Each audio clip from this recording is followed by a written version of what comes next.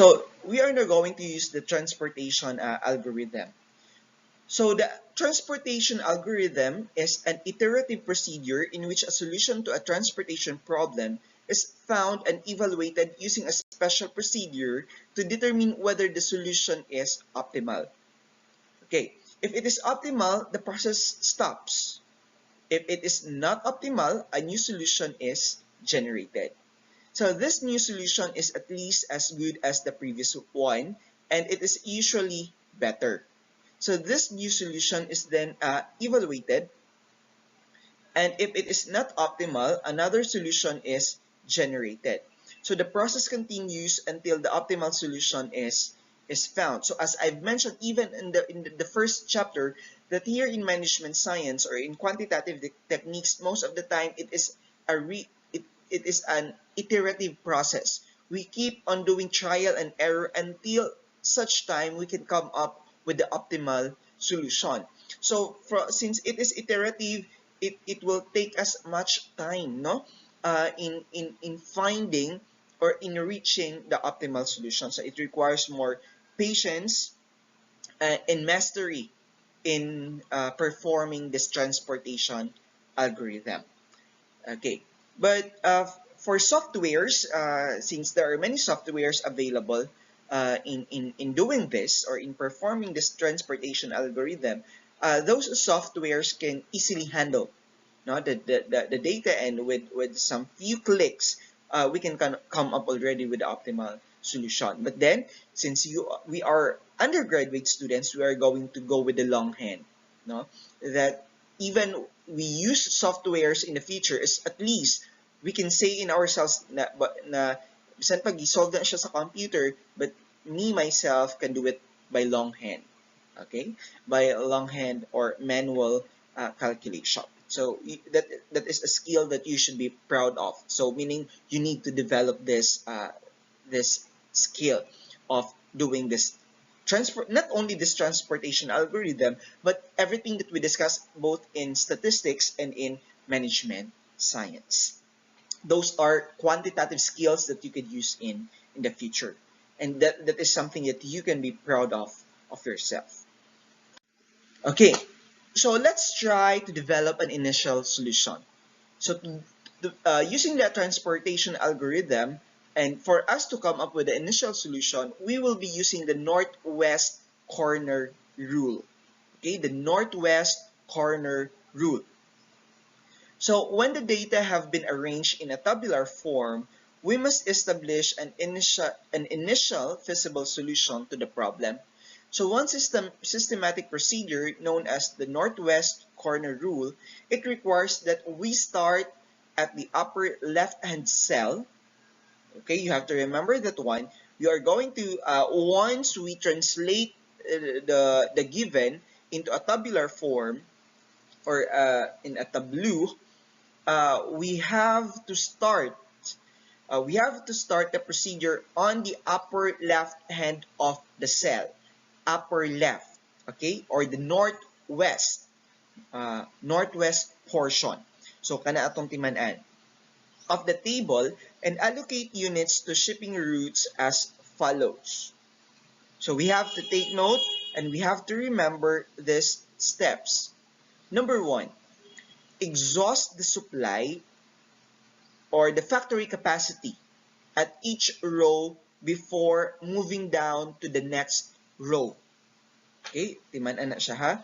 Then second, uh, exhaust the warehouse requirements for each column before moving to the right to the next column. So una daw ta per row. I-exhaust na to ang supply per row before going down to the next row. Okay? And if ma-exhaust na nato ang or ma-provide na nato, no? If ma-exhaust na nato ang requirements kada isa ka column, ay na din ta mo move sa next nga column. Okay, inyo na siya masabtan ko na natas na example later on. And step number 3, check that all supply and demands are met. Okay? So, Here is now the transportation table. No, this is already the we translate the situation, the statement into a tabular form. This is for us to have an easier way of understanding the problem or the situation, and for us to be able to conduct the procedure, the transportation algorithm. So for the transportation problem, we have to make a transportation tableau, something like this. So here in the column, we have here the different sources, the different sources, and in the row here in the heading, the different destination and the capacity. So here we have the Des Moines, the Evansville, and the Fort Lauderdale. And for the destination, we have here the Albuquerque, the Boston, and Cleveland. So later on, we are going to make it more easier. We are going to have representation of these names for us to have an easier, no, or to have the procedure more easier. So we are going to have this Des Moines. Let us have this represented by letter D or source D. This is source E, and this is source F for Fort Lauderdale. Then for the destination, we are going to have here Albuquerque. Let us represent this with as destination A. Destination A. Let's have this destination B for Boston, and for Cleveland, let's have destination C. Okay. Then we are going to perform the procedures or the steps that was indicated in the previous slide. So accordingly, step number 1 is for the northwest corridor rule is we have to begin on the upper left or the northwest portion of the table. So for before we're going to proceed, in each here, the boxes here, it represents the cost per source to a particular destination. Like for Des Moines to Albuquerque, it has a cost of 5. For Fort Lauderdale to Cleveland, we have 5. So it represents the cost. It represents here the total capacity of Des Moines factory, of source E and source F. And here we can see on the bottom part the warehouse requirements or the demand, total demand for Albuquerque, the total demand for Boston, and for Cleveland. Okay, so this is now your transportation table. So let us now begin in doing the procedure. Okay, accordingly, we are going to start here, this one, at this point.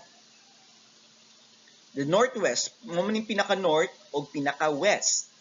Accordingly, we are going to exhaust the maximum capacity of this particular source before we're going to go down to another row, and we have to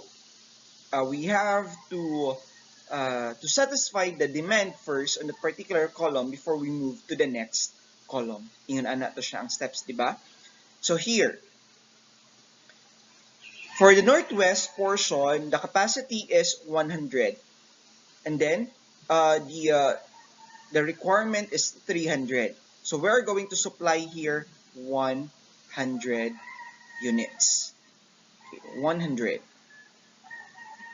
So since na-exhaust naman ni si source D, so wala natin makuha diri, we are going to go down to source E, no? To the next row. So iyang capacity is 300, and then ang kulang to fulfill the 300 demand is 200. So mabutang ta diri og 200. Okay. So na-exhaust na si source E, no? Source E or source 2. So na-exhaust na ba? Wala pa.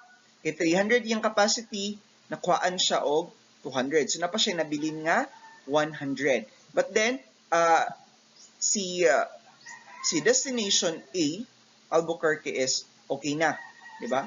Na fulfill na yung demand nga 300. Okay, since we already supply the demand for source A, we are now going to move to the next column here. We're going to move here. Gikan man ta dinha. Okay, next. For source B, it requires 200 units. Then for source E, sa 300, nakuhaan mo siya 200, na siya 100 nga nabilin, so we will provide the 100 here. Okay. So karon, na-exhaust na si source E. Diba? Nahurot na si 300. Okay, nahurot na sa 300, we are now going down. Paubos. This one. So, kay kulang pa mo siya 100, naugta kang Fort Lauderdale or source F. It has a capacity of 300, nang hinahanglan taog additional 100 para ma-fulfill ang demand nga 200. So we are going to add 100 here. Okay. 100. So na-fulfill na si demand B. Now, we're going to move to the next column, column number 3. Its requirement is for warehouse C, it requires 200, and then for Lauderdale, it has a capacity of 300. Nakuha na siya og 100, so na nabilin nga 200. Okay. So that is now our initial solution. So what we did is we just simply follow the procedure. Okay, so that's already our